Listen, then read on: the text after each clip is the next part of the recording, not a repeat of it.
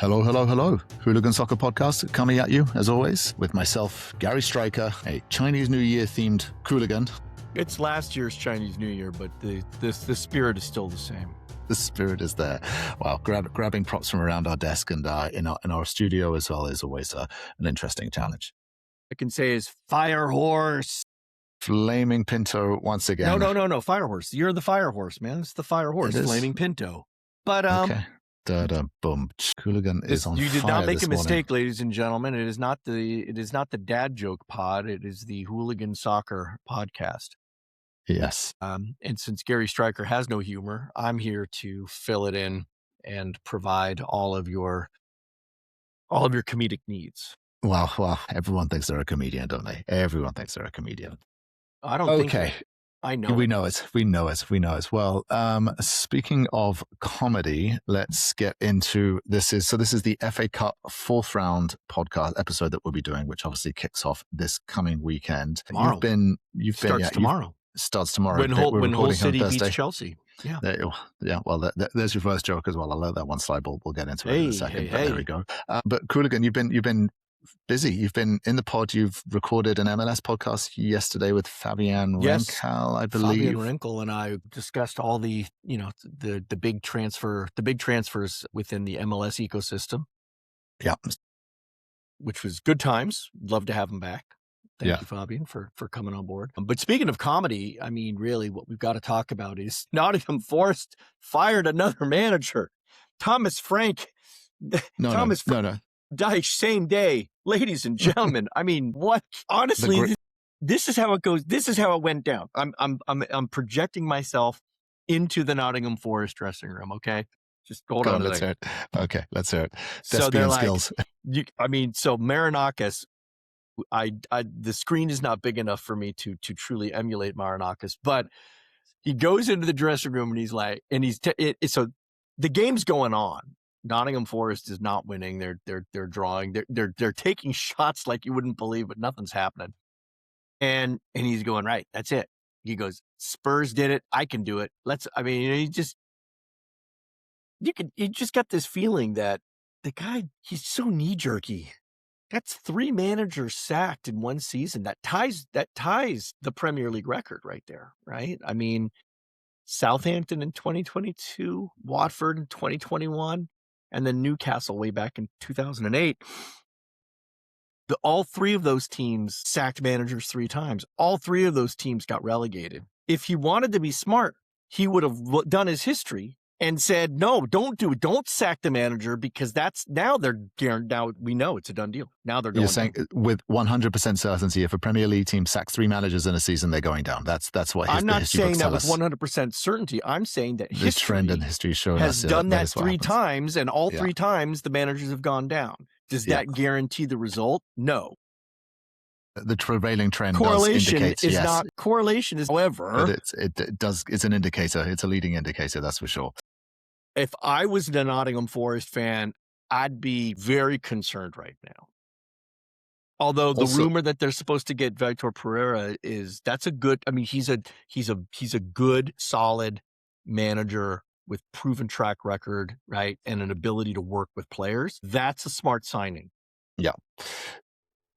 And then, but I thought Dyche was a smart signing too. So Dyche is the guy who gets you out of trouble traditionally as well. He's the guy who gets you out of trouble. Big Sam's not on Marinakis' speed dial, all right? So. Yes. But then just speaking about going down, I mean, then the Spurs obviously panicked and pulled the trigger. And so, obviously having got rid of Ange last season, Ange Postecoglou, who a big fan of, and then went to Nottingham Forest and then got fired from Nottingham Forest as well. They got Thomas Frank in, who was, on the surface, this was a very, very good appointment, right? What he did at Brentford was incredible work of getting them up into the Premier League, stabilizing them as a steady Premier League team. And then all of a sudden, Spurs I think it's something like 18 games in a row that they are winless or something ridiculous like that. It is really, really pretty poor. And there is panic. There is an outside chance that they could get relegated. If you look at, we're just looking at the table as it is, right? There is 5 points between 18th place, which is obviously the 3rd relegation available spot, and Spurs. And so I imagine the thinking inside of Spurs is, let's make a change now and play for the bounce, right? A new manager will come in and there will be a bit of a bounce, get a couple of wins and we're safe. And then we move on to the next season. Would that be the thinking? I understand the logic. I mean, again, I don't have much to say. You know my opinion about Spurs. It's just Spursy.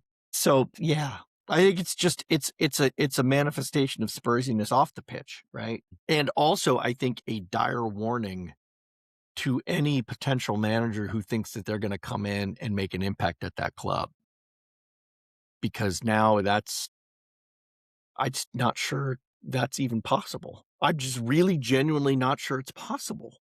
But if you look at Spurs' history of Pochettino, Mourinho, Conte, all serial winners. Well, Pochettino questionable, but definitely Conte and Mourinho.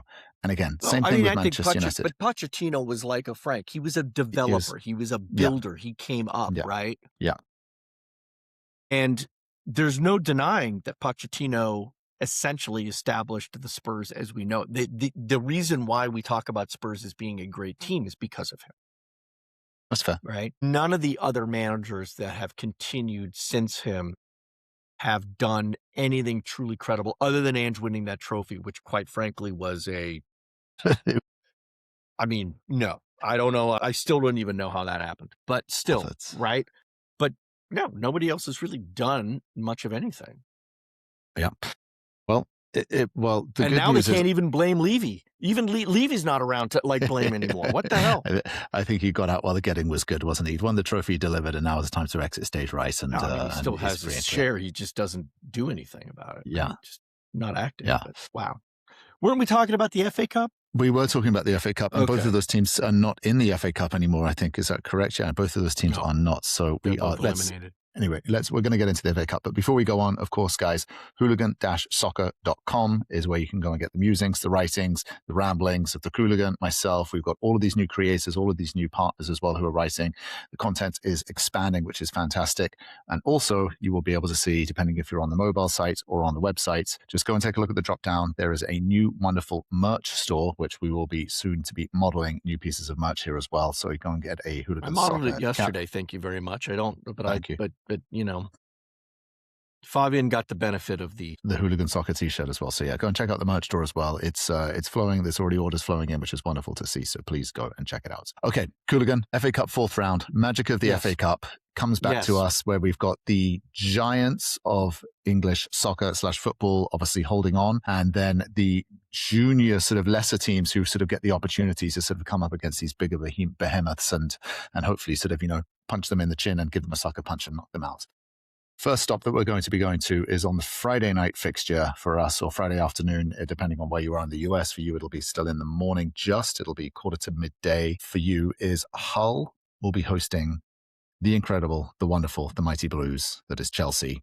And there's a little bit of romance in this, in that Chelsea's new manager, Liam Rosenior, got his first start as a manager, as the Hull manager, and is, as I understand it, listening to one of his interviews, his grandmother was a season ticket holder there, so he has a lot of family going up for that one and getting into it. So do you think giant killing here? I know you'll be licking your lips and hoping and praying and wishing that this one happens for you, Qooligan. Is that absolutely? I mean, I'm not gonna to go out and say it's a guarantee, but Hull is this is not a championship level club that is languishing. This is a championship club that is in 4th place and has strength. So yeah, this is great, man. Are you kidding me? Should be a fantastic fixture.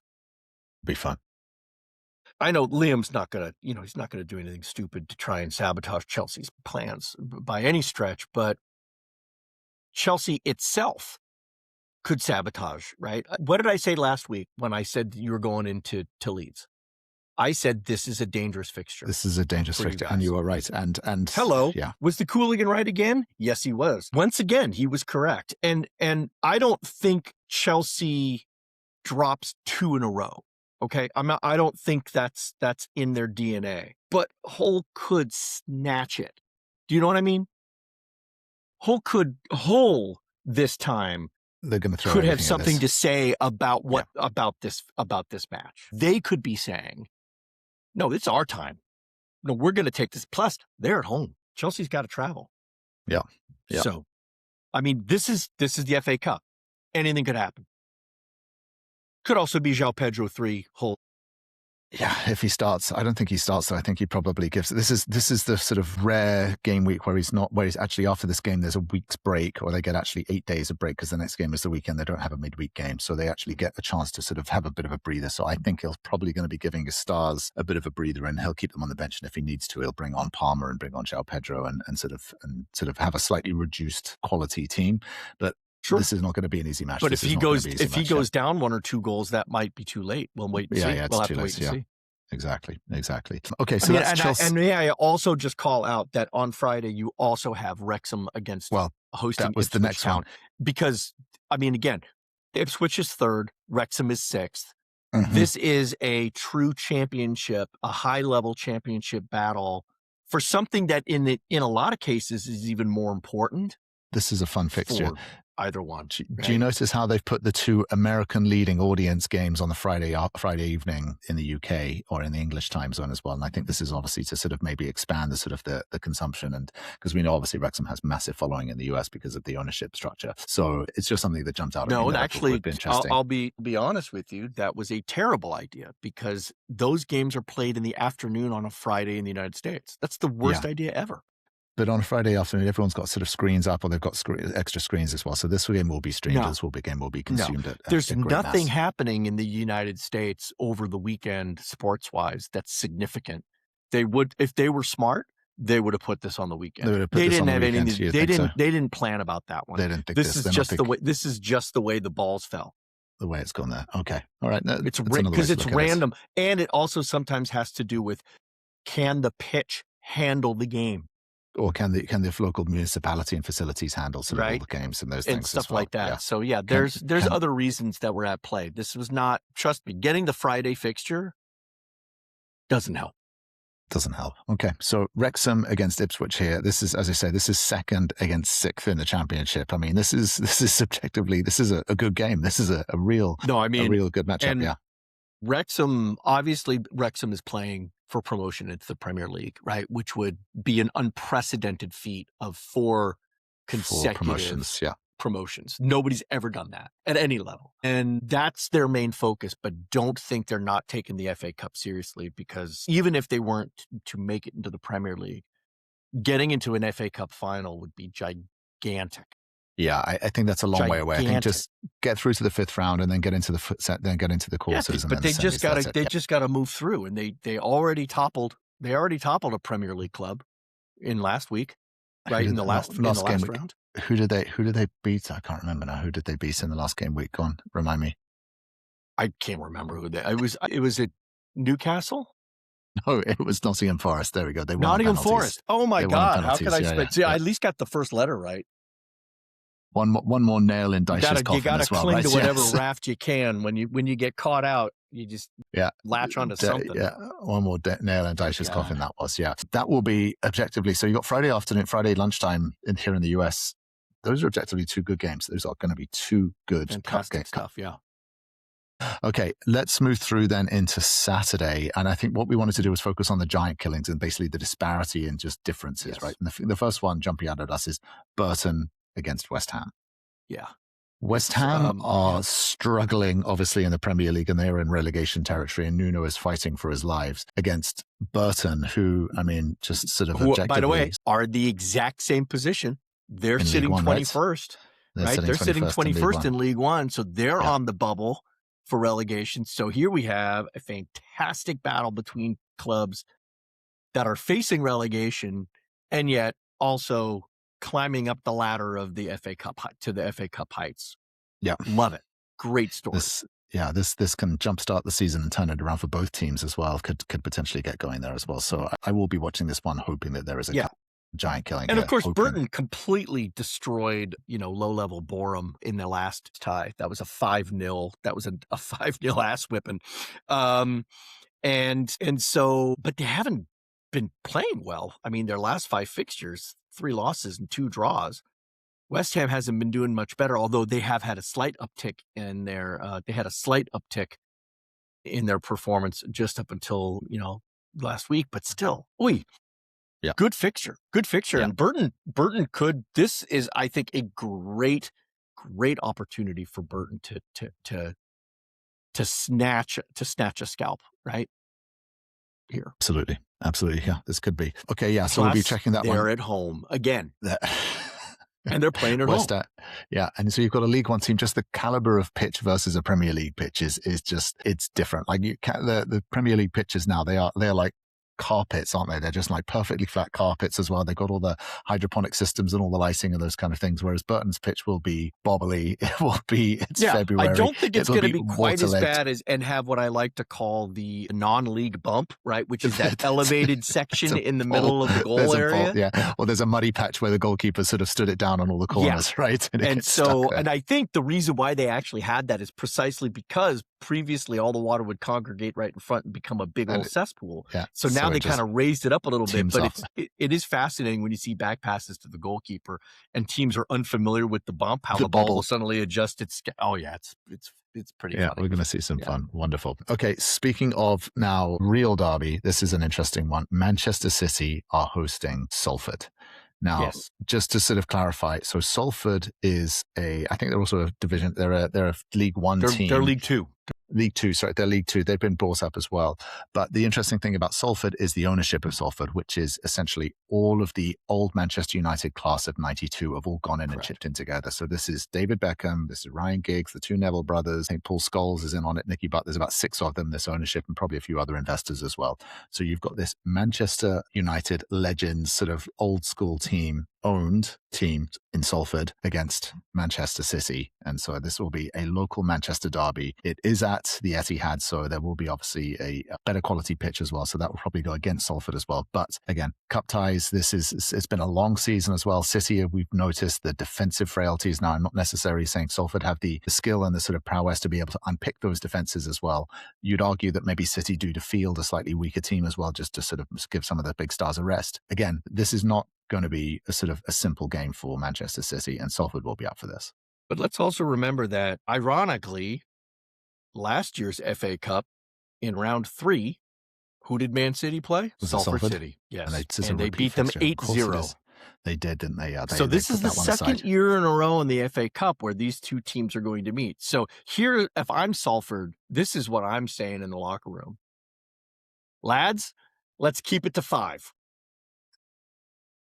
One hand. One hand. All we want to do is lose by one hand. Try and score a goal. Try and score. Yeah.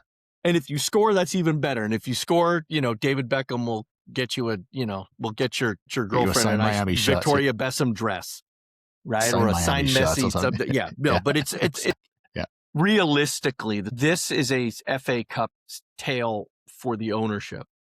And the fact that Salford is advanced all the way into the 4th round is actually quite good for a League Two team. Getting into the 4th round is a significant achievement, and they're the second. There's only 2 teams from League Two that actually have advanced this far. We'll talk about the other one later, but I think this is just great for the background story.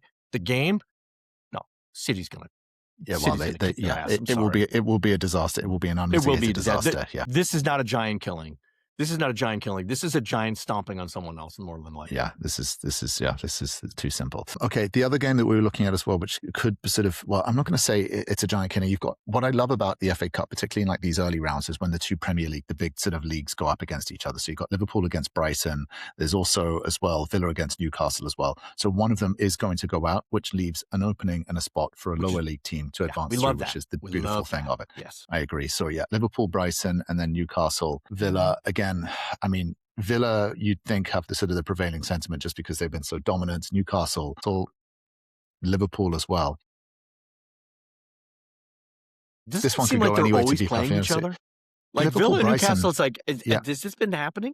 And Liverpool, Brighton played each other the other week as well. So yeah, this feels, just it's like another Premier League tie. Well, no, so Liverpool and Brighton have played already. They have played only once in league. That was back in December. That was Liverpool. They played back in December, and they play again in this FA Cup tie, and then they play again on the reverse fixture back in March. So Liverpool, Brighton it's not that they haven't played all that frequently, but I'm checked. I mean, it may feel like it, but no, in reality, not that frequently.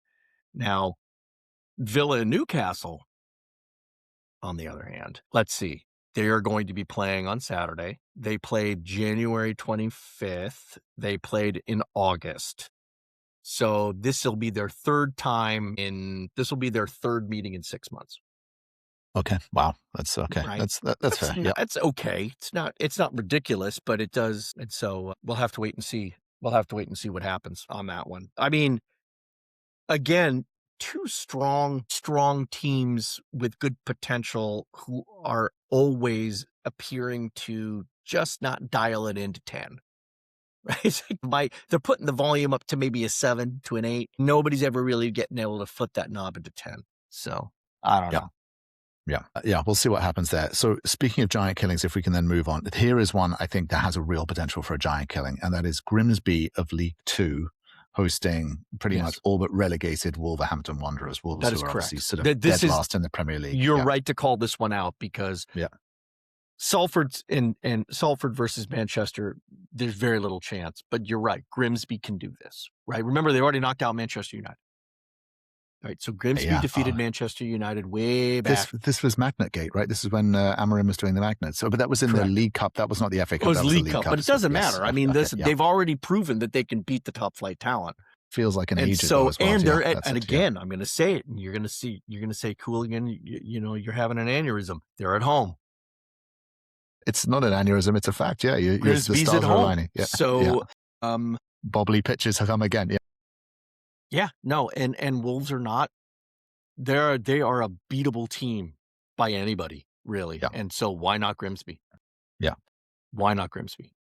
Yeah, I agree. This one could be an absolute, could absolutely sort of do that for sure. I think this one has probably got the highest probability for a cup set. That could absolutely happen. Okay, so Grimsby Wolves. And then the other one that I think was worth calling out as well, which I don't think there is much of a chance of an upset, is Arsenal, who are favourites on for 4 trophies and realistically do have the potential to get to 4 finals. They're already won final. Premier League is pretty much all but theirs. So this is the other one as well as the Champions League, which they're going to be thinking about. They're playing League 1 Wigan at home. Wigan are 22nd out of 24 in League 1. They're toast. They've lost their last 4 games in a row. Yeah, this is not Arsenal. No. This is Arsenal's bench basically getting a run out and basically getting a chance to sort of flex their muscles, right? That's right. Yeah. I mean, you're going to see a lot of, you might even see some academy kids coming in for this one, right? Yeah. They've got that young kid, Max something as well. Max, there's that young kid as well. I'm sure we'll probably see him as well. And then probably the players coming back from injury as well will get a bit of a run out and get a chance as well. But I agree, you're going to see some wonder kids coming out. Yeah. So, no, I don't see much here. I mean, I hate to say it, but I think Macclesfield has a better chance to beat Brentford than Wigan does to beat Arsenal. Yeah, absolutely. I agree. And when we're talking Macclesfield, this is the team that knocked out the defending champions, Crystal Palace, right? Back in round 3. Shock defeat. Yeah. And they are National League North. This is not League 1 or Championship. This is National League. This is non-league football, ladies and gentlemen. This is real life. This is This is kind of where they've got sort of like part-time players, and they'll have like sort of like butchers and postmen and mechanics and things. Yeah. And you're going to see it because and also Macclesfield. They don't even play on grass. They're on Astro. Is it? I'm assuming it's Astro. Yeah, they play on turf. Okay. They play on turf, so different ball zips around a little bit more, and different types of stuff, right? Yeah. And I remember when watching the Palace game, in the section that was shaded, the frost never left the field, right? It never defrosted. So you had half the pitch that was like in sun and like wet, and the other side was icy, and it was like, golly, this is crazy. Right? This is real life, real life, isn't it? Yeah. I mean, even the Arctic Circle's Bodo Glimt, they've got heat under their turf. I don't know if they've got heat under Macclesfield. Not in Macclesfield, No, but really, this is another one where, and this is the Monday game, so this is I think a great opportunity for them. I mean, in terms of their television revenues, this is massive for Macclesfield, right? I mean, they made so much money off the last tie against Crystal Palace, right? Also because Crystal Palace waived their portion of the gate revenue, right? They said, no, you can keep that. I don't think Brentford's doing that, by the way. I don't think Brentford's doing that. And if they do, by the way, they should. Brentford, seriously, do the right thing. Yeah. Don't take the gate money. Give them the money. Give it to Macclesfield. I'm sure they will. Brentford, you're not getting relegated as well. You're doing pretty well. So you're in great shape. Don't worry about that, right? Give them the money, lose the game, or give them the money and win the game. That'd work too. Either way, give them the money, right? Yeah, exactly. Don't wait until after the result of the game to make your decision, because then that's, announce the decision before. Do the right thing. Yeah. Do the right thing. Absolutely. Yeah. So that pretty much covers all of that. I mean, in terms of ties and sort of watching this is all, is it on CBS? The FA Cup's on CBS? No, ESPN Plus. It's ESPN, isn't it? Yeah, so ESPN. Yeah, ESPN and ESPN2, so yeah. ESPN2 and then the Deportes for Spanish coverage is covering. So ESPN2 will broadcast live the Chelsea Hull match. The rest of it can be streamed on Plus. Manchester City Salford will have Spanish commentary live. And then Birmingham City versus Leeds is an interesting one. Oh, there's a surprise. Birmingham City, partially owned by Americans. That one is getting the ESPN2 broadcast. Also could be a really good game, right? I mean, Birmingham City and Leeds, in terms of actual, positioning in the overall standings, they're only 8 or 9 places apart from one another. How are Birmingham doing the championship? How are they? I mean, they're 10th. They're 10th, and Leeds are sort of down at the bottom. Yeah, and Leeds is 15th. So yeah. It's a 15 point gap. It's not that much. Yeah, right. Yeah. I mean, these are two teams that are very familiar with each other, because Leeds, of course, played them twice last year, and down in the championship. For Birmingham City, this is a big deal, right? Because right now, with the way they're playing, the likelihood of making in the play, they still could do it. They'll make a run. But an FA Cup run would be huge for them. Yeah, so they'll be 100% committed to this. Wonderful. Well, Qooligan, there it is. Okay, so FA Cup 4th round. We'll be looking out for the giant killings.